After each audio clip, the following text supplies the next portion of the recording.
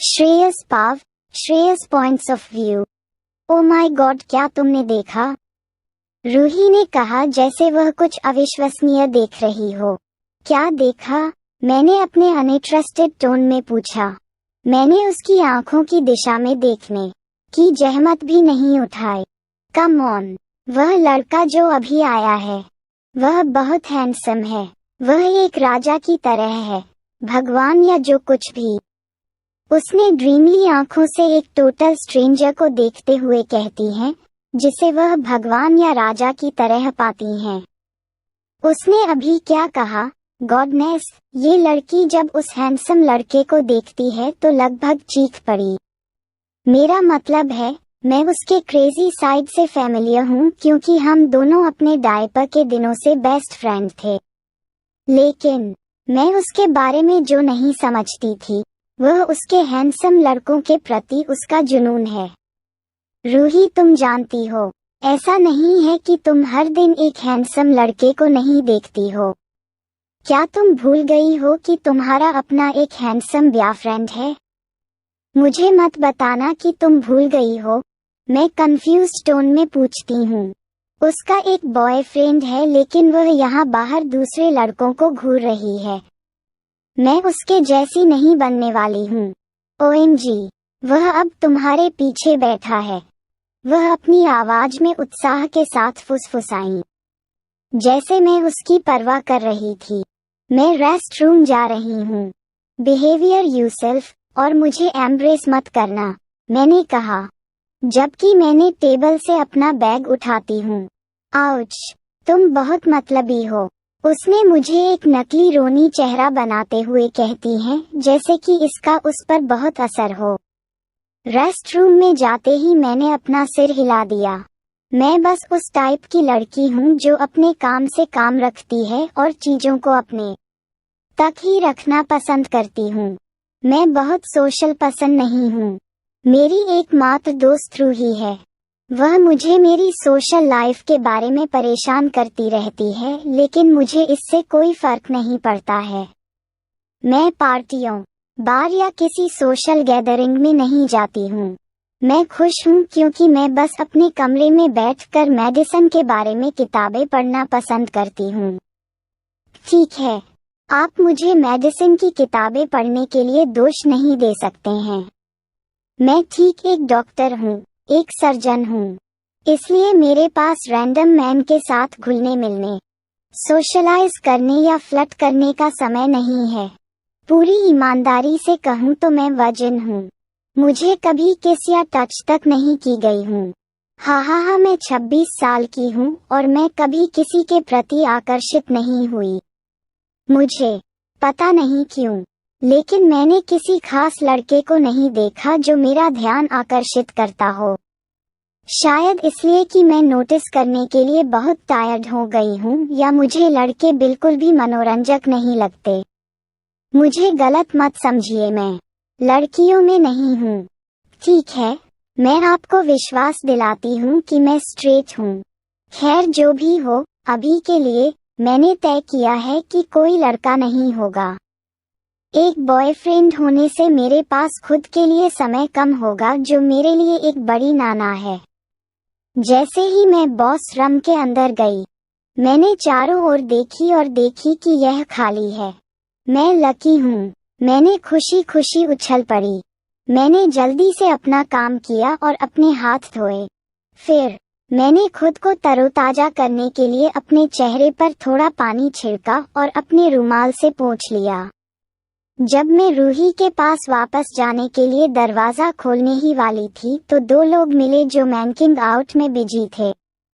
Ewe, एक कमरा ले लो, मैंने मन ही मन घृणा से सोचा। ओ माय गॉड, क्या इन लोगों में कोई शालीनता नहीं है? जैसे कि क्या ये अपनी सेक्सुअल लाइफ को कहीं ज्यादा प्राइवेट नहीं रख सकते थे, न कि वुमेन रेस्ट रूम जैसी पब्लिक प्लेस में? अरे बाहर निकलो, वह लड़की मुझ पर चिल्लाई और मैंने अपनी भौहें उठाईं। वह मुझ पर कैसे चिल्ला सकती है जब मुझे उन पर चिल्लाना चाहिए? मैंने लड़की की तरफ देखा और देखा कि उसने ऐसा कपड़े पहनी हुई थी जो नाइट क्लब के लिए उपयुक्त थी। एक लाल ड्रेस जो उसकी स्किन से चिपकी हुई थी, क्लीवेज एरिया पर एक लो कट के साथ, जैसे कि वह एक फॉल्स मूव गिर जाएगी, और मेरी पसंद के हिसाब से बहुत छोटा भी थी।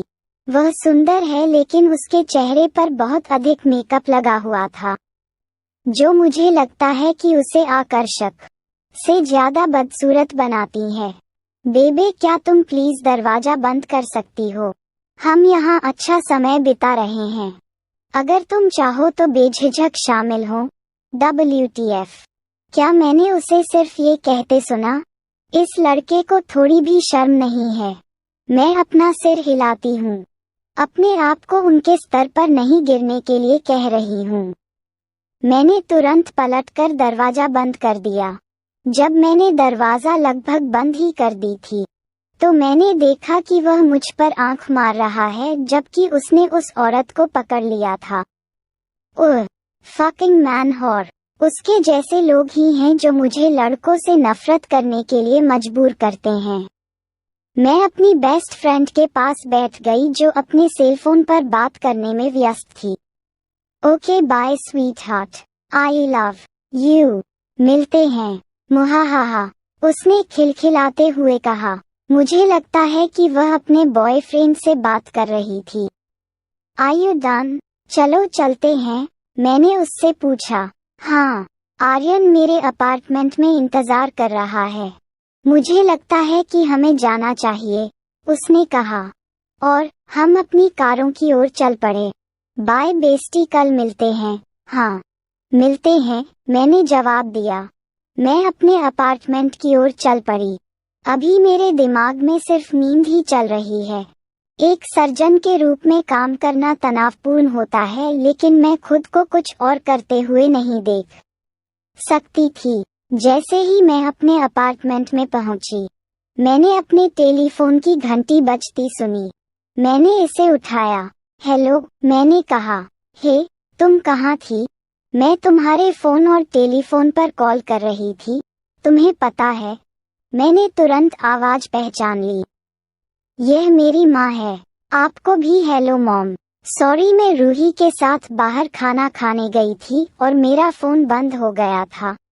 तुम्हारे डैड चाहते हैं कि तुम तुरंत घर आओ। वह तुमसे बात करना चाहते हैं, मेरी माँ ने कहा। क्या? मैं व्यस्त माँ हूँ, मैं नहीं आ सकती। मैं तब से अपने पेरेंट्स से दूर रह रही हूँ जब से मेरी माँ ने दोबारा शादी की है। प्लीज महेश को अपने पिता के रूप में अपना काम करने दें। स्वीटहार्ट, वह कल परिवार के साथ डिनर करना चाहते हैं। मुझे लगता है कि यह एक अच्छा विचार है और आप अपने भाई और बहन के साथ अच्छी बॉन्ड बना सकती हैं, मेरी माँ ने उत्साह के साथ कहा। माँ, आप जानती हैं कि मैं नहीं आ सकती। बस उन्हें मेरा रिगार्ड उन्हें दीजिए। मैं नहीं आ सकती, मैंने कहा। तुम नहीं आ सकती, या तुम नहीं आना चाहती हो? उन्होंने पूछा। प्लीज इसे फिर से शुरू न करें। मैं व्यस्त हूँ, चर्चा समाप्त। इसके अलावा और कुछ नहीं। और आई लव यू, माँ। मैं फोन काट रही हूँ। बाई। उनके कुछ और कहने से पहले ही मैंने फोन काट दिया। सच है, आई लव हर, लेकिन जिस पल उन्होंने दोबारा शादी की, मुझे लगा कि मुझे धोखा दी गई है। मेरा मतलब है कि मैं अपनी माँ और डैड के साथ अकेली बची हूँ। और फिर 2 साल बाद मेरे डैड का डेथ हो गया, और मुझे समझ नहीं आया कि मेरी माँ दोबारा शादी कैसे कर सकती है। जिस आदमी से उनकी शादी हुई है, उनकी 2 बच्चे हैं, जिसका मतलब है कि मेरे 2 सौतेले भाई बहन हैं जिनके साथ वह चाहती थी कि मैं बॉन्ड बनाऊं, लेकिन मैं नहीं करती। मेरा सटिप ब्रदर राघव उन टिपिकल प्लेबॉयज में से एक है जो हर महिला के पीछे पड़े रहते हैं, जो उसे भी मैनहोर बना रहा है। मेरी सटिप सिस्टर तनीषा एक मॉडल है। वह पार्टी करना पसंद करती है और हर उस पुरुष के साथ सोना पसंद करती है जिसे वह हैंडसम पाती है। आग्रह। मेरे सटिप भाई बहन मुझसे बिल्कुल विपरीत हैं, इसलिए मैं उनके रास्ते से बाहर रहती हूँ और उनके लाइफ में नहीं जाती। खैर, मेरे सौतेले पिता महेश अग्रवाल एक बिजनेसमैन हैं। उनके पास देश में होटलों की एक चेन है।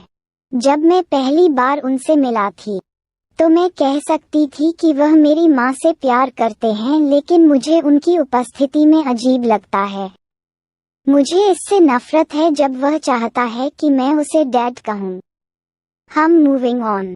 मैंने अपना नहाना समाप्त किया और मैं अपने कपड़े पहनकर वापस रूम में आ गई और अपने बिस्तर के अंदर आ गई। मैंने मन ही मन सोचा, क्या दिन है, सोने का समय हो गया।